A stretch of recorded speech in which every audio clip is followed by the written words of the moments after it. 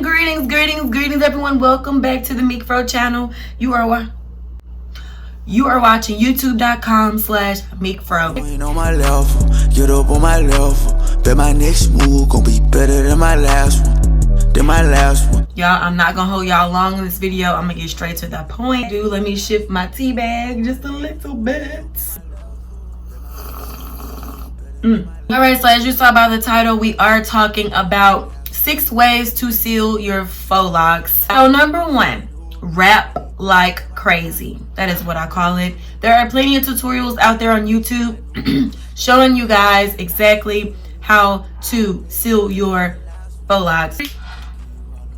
Pretty much once you get to the very end of wrapping your faux lock, you're going to want to have a certain amount of hair left and then wrap the opposite direction, wrapping up and then wrapping down. And you just basically palm roll and boom, that's it. Like I said, it goes back to which brand of hair you use. Some Marley hair, kinky afro hair is kinkier than others, and it actually helps with tangling itself amongst the lock, if that makes sense. Number 2, super glue. You want to wrap up, wrap down, or wrap a couple of times in the opposite direction, leaving you with some strings. And then before you wrap the rest of those strings around, you're going to want to put a speck of super glue or nail glue. Some people use nail glue, and on your lock, and then you wrap the strings around that super glue and then you palm roll it.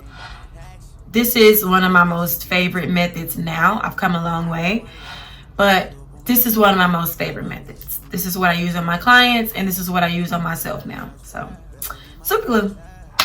Number three, this is a method that a lot of people do not use. This used to be my go-to method when I first started out doing faux locks 7 years ago. When I first started out, I used the rubber band method. I would use the rubber bands. So you just pretty much do like you do a normal faux lock, braid your hair, braid, and then wrap. Once you get to the end, you kind of wrap up, and then you put your rubber band around the end of it and cut the flyaways, okay? That's what I would normally do back in the day. I've completely strayed away from the rubber band method. I feel like it is the most secure method in my opinion, but it just doesn't really give you that natural ending of the lock that you would want. You get what I'm saying? From far off, people can't really see the rubber band, but as they get closer, you know, up close and examine, they'll be able to see the rubber band. Number 4, you can knot the end of your faux lock. This is a very common method as well amongst faux lockers. It goes back to having a little piece of stringy ends on the faux locks and just kind of doing a, I think you would call it like a slip knot. Very simple method once you get the hang of it. I personally do not use this method because I wear nails so much, and my nails are most of the time medium length or long, and it's too hard for me. Particularly, it's too hard for me to knot anything with nails on. I can barely knot thread when, you know, I'm needing to. Number 5 is a extremely common method, burning them. You know, you get a lighter and you pretty much, after you've wrapped it enough and palm roll it, you burn it and then you palm roll it again. Very extremely common method amongst the faux lock community as well, but a lot of people are straying away from this method simply because it does make your locks stick together. Okay, we don't want that. So number 6, last but not least, this is kind of a new technique. Not too new, but you know,